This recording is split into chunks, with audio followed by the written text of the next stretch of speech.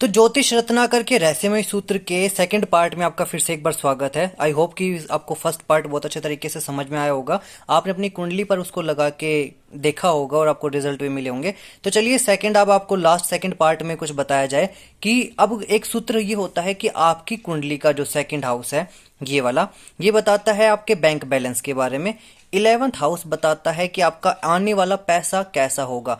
यदि आपकी कुंडली का सेकंड हाउस, आपकी कुंडली का 11th हाउस यदि बहुत अच्छे हैं, यानी कि इनके अंदर अच्छे ग्रह बैठे हुए हैं, उच्च के ग्रह बैठे हुए हैं, दुश्मन की राशि में ना बैठकर अपनी मित्र की राशि में बैठे हुए हैं और अपने स्वग्रह ही में बैठे हुए, मतलब अपने खुद के घर में बैठे हुए हैं, और ये घर दोनों अच्छे हैं, इन ग्रहों पर यानी कि इन घरों में यदि शुभ ग्रहों की दृष्टि पड़ती हो तो आपका जो इनकम का सोर्सेज है, यानी कि जो आपका इनकम का है, जो पैसे के मामले में जो दिक्कतें हैं वो कभी भी नहीं आएगी। आपका इनकम जो है वो बेस्ट बना रहेगा। तो आपको अपना जब भी पैसे का चेक करना है तो आपको सेकंड हाउस और 11th हाउस चेक करना है, ठीक है। अब इसके बाद बात कर लेते हैं, यदि आपकी कुंडली में भाव का स्वामी, किसी भी भाव का स्वामी आपने देखना है। जैसे कि मान लिया मैंने एक कुंडली बना ली है 9, 10, 11, 12, 1, 2, 3, 4, 5, 6, 7, 8। धनु लगन की कुंडली बना ली है मैंने। तो धनु लगन की कुंडली में देखो, अब आपको क्या सबसे पहले क्या देखना है, भाव का स्वामी यदि आपकी कुंडली में अच्छा है, भाव में स्थित ग्रह अच्छा है और अच्छे ग्रहों की दृष्टि उस पर पड़ रही है तो उसका अच्छा रिजल्ट मिलेगा। जैसे कि आपको चाहिए कि भाई आपकी जो शादी है वो अच्छी हो जाए, तो आपको इस भाव का स्वामी देखना है। जैसे जैसे कि 3 नंबर है, 3 नंबर का स्वामी कौन होता है, आपको आपकी कुंडली में बुध ग्रह देखना है। यदि बुध ग्रह अच्छा है तो पहला पॉइंट आपने टिक कर देना है। दूसरा, इस भाव में 7th हाउस में कौन सा प्लेनेट बैठा हुआ है। जैसे कि बुध के साथ में यहाँ पर चंद्रमा बैठ जाए, बुध के साथ में गुरु बैठ जाए, कोई शुभ ग्रह बैठ जाए इसके साथ में, ठीक है, तो आपने टिक कर देना है कि हाँ भाव में जो स्थित ग्रह है वो भी अच्छे बैठे हुए हैं। अब इसके ऊपर दृष्टि पड़ जाए, जैसे कि बुध यहाँ पर बैठा हुआ है या फिर यहाँ पे चंद्रमा बैठा हुआ है और इसके ऊपर यहाँ पे गुरु की दृष्टि पड़ जाए, 7वीं दृष्टि यहाँ पर पड़ जाए, शुभ ग्रहों की दृष्टि पड़ जाए, यहाँ पर शुभ ग्रह में यहाँ पर आप शुक्र भी ले सकते हो, शुक्र ग्रह की इस पर दृष्टि पड़ जाए, तो भी आपको इस ग्रह का यानी कि इस घर का जो है 7th हाउस का रिजल्ट बहुत अच्छा मिलेगा।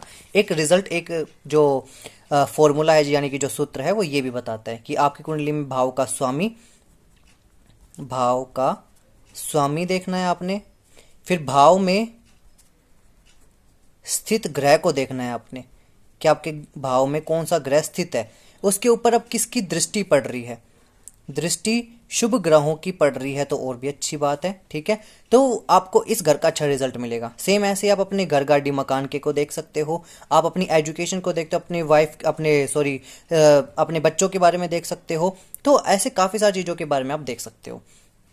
इसके बारे में बात कर लेते हैं। अब बात करते हैं, यदि आपकी कुंडली में मंगल बैठ जाए सेकंड हाउस में, यदि आपकी कुंडली में बुध और चंद्रमा 4th हाउस में बैठ जाए, गुरु के साथ चंद्रमा 5th हाउस में बैठ जाए, शुक्र के साथ चंद्रमा 6th हाउस में बैठ जाए, या फिर शनि के साथ चंद्रमा यहां पर बैठ जाए, ठीक है, तो ये निष्फल ग्रहों की स्थिति है। मतलब इन ग्रहों पर, इन जगहों पर ये ग्रह निष्फल हो जाते हैं, ये कोई भी फल नहीं देते।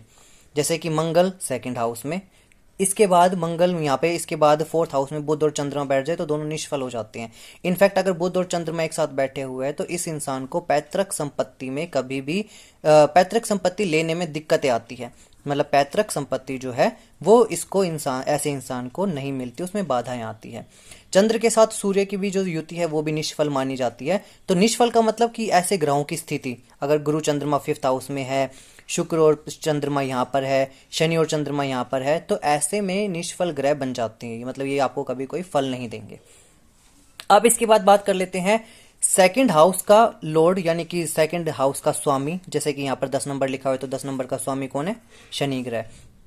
एंड 11th हाउस लॉर्ड, जैसे कि यहाँ पर 11वें घर में 7 नंबर लिखा हुआ है तो यहाँ पर मैंने लिख दिया शुक्र, ठीक है। और इसी हाउस में सेकंड और 11th हाउस में ही बैठ जाए जी, यहाँ पर और यहाँ पर इन दोनों की प्लेसमेंट चेंज हो जाए। जैसे कि शुक्र यहाँ पर बैठ जाए, शनि यहाँ पर बैठ जाए, या फिर शुक्र यहाँ पर बैठ जाए, शनि यहाँ पर बैठ जाए। सेकंड और 11th हाउस, यदि इन दोनों के, पहले तो मैंने सबसे पहले बताया था कि ये दोनों जो सेकंड हाउस और 11th हाउस है ये अच्छे होने चाहिए आपके। तो अच्छे किस तरीके से होंगे कि इसका स्वामी इसी में ही बैठ जाए या फिर 11th हाउस में बैठ जाए, 11th हाउस का स्वामी या तो 11th हाउस में ही बैठ जाए या फिर सेकंड हाउस में बैठ जाए। तो ऐसे इंसान को इनकम जो है बहुत अच्छी मिलती है ऐसा। और जो 11th हाउस का लॉर्ड है, यदि वो लग्न से केंद्र में बैठ जाए, 11th हाउस का जो स्वामी है, जैसे कि यहाँ पर शुक्र ग्रह है, वो लग्न से केंद्र में बैठ जाए, यानी कि 1, 4, 7, 10 में बैठ जाए, यहाँ पर जैसे कि शुक्र है, इनमें से कहीं पर भी बैठ जाए, जैसे कि यहाँ पर बैठ जाता है, तो व्यक्ति धनवान जीवन जीता है। यानी कि 11th हाउस का लॉर्ड यदि इन घरों में बैठ जाता है तो ऐसे इंसान को कभी भी पैसों से रिलेटेड दिक्कतों का सामना नहीं करना पड़ता। अब अगर आपको देखना है कि भाव का स्वामी, किसी भी भाव को देखना है आपने, यदि कोई भी भाव आपने चेक करा, जैसे कि यहाँ पर आपने चेक करा ये वाला घर, ठीक है, इस वाले घर का स्वामी आपने देखना है, भाव का स्वामी, जैसे कि यहाँ पे 1 नंबर लिखा हुआ है, तो 1 नंबर का स्वामी मंगल होता है, ठीक है, मंगल भाव का स्वामी। और भाव का कारक ग्रह, मैंने कारक ग्रह आपको बताए थे कि हर के अलग अलग कारक होते हैं, यहाँ पर गुरु होता है, यहाँ पे मंगल होता है, यहाँ पर शुक्र होता है, यहाँ पर शनि होता है, सभी के मैंने कारक ग्रह बताए थे। तो यदि किसी भी भाव का स्वामी, जैसे कि यहाँ पर 1 नंबर है तो यहाँ पर मंगल लिख दिया, और इसी भाव का कारक ग्रह जो गुरु है वो यदि एक साथ बैठ जाए, मंगल और गुरु एक साथ बैठ जाते हैं, तो आपको शुभ फल मिलता है। जैसे कि यहाँ पर बात कर लेते, 3 नंबर का स्वामी कौन है, बुध है, लेकिन 7वें घर का कारक ग्रह जो है वो शुक्र है। तो बुध और शुक्र यदि एक साथ बैठ जाते हैं इसी घर में, तो फिर आपको अच्छा रिजल्ट मिलेगा, वो शुभ माना जाता है। और एक फॉर्मूला कैसे बताया जाता है कि 9वें भाव का स्वामी, यानी कि जो 9th हाउस लॉर्ड है, ये जैसे कि 5 नंबर है, 5 नंबर का कौन होता है, सूर्य।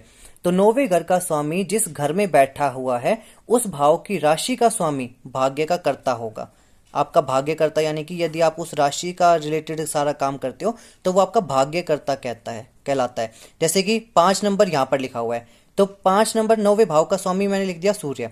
सूर्य या मान लिया मैंने कि यहाँ पर बैठ गया, इधर सूर्य बैठ गया यहाँ पर। अब सूर्य जिसमें बैठा हुआ है वहां पर 8 नंबर की गिनती लिखी हुई है, तो 8 नंबर की गिनती का स्वामी कौन होता है, मंगल। तो जो मंगल है इस कुंडली के अकॉर्डिंग वो इसका भाग्य करता है। तो अब आप मुझे कमेंट करके ये बताइए कि आपकी कुंडली में भाग्य करता ग्रह कौन है, और उस ग्रह के, अगर आप उसी ग्रह की रेमेडीज करते हो, उसी ग्रह की चीजें करते हो सारी, तो फिर आपको बेस्ट रिजल्ट मिलता है। ध्यान से इस बात को समझना है आपने। अब एक चीज और, यदि सेकंड हाउस लॉर्ड, दूसरे घर का स्वामी दूसरे घर में बैठ जाए या फिर 10वें घर में बैठ जाता है, और चौथे घर का स्वामी, ध्यान से सुनिएगा, चौथे घर का स्वामी और 9वें घर का स्वामी, चौथे घर का स्वामी और 9वें घर का स्वामी कहां पर बैठ जाए, सेकंड हाउस में बैठ जाए, तो जातक धनी और कैसा जीवन जीता है, सुखी जीवन जीता है। Second house Lord second house में बैठ जाए और 10th हाउस लॉर्ड बैठ जाए 10th हाउस में बैठ जाए, यानी कि दूसरे घर का स्वामी दूसरे में ही या 10वें में बैठ जाए, चौथे घर का स्वामी और 9वें घर का स्वामी यदि बैठ जाए सेकंड हाउस में, तो फिर आपको अच्छा रिजल्ट मिलता है। ऐसा इंसान जो है वो धनी जीवन जीता है। अब ये सारे प्रेडिक्शंस थी, ये जो सारे फॉर्मूले थे, ये ज्योतिष रत्नाकर के थे। अभी बहुत सारे और भी सूत्र आएंगे, तब तक के लिए चैनल को सब्सक्राइब कर लीजिएगा, वीडियोस को ऐसे ही लाइक करते रहिएगा, नवग्रह ज्योतिष को सब्सक्राइब कर लीजिएगा, वीडियोस की नोटिफिकेशन आप ऑन करके रखिएगा, नोटिफिकेशन आपके पास पहुंचती रहनी चाहिए। अगर कोई भी दिक्कत है तो मेरे पास इंस्टाग्राम पर जाकर आप मैसेज कर सकते हो।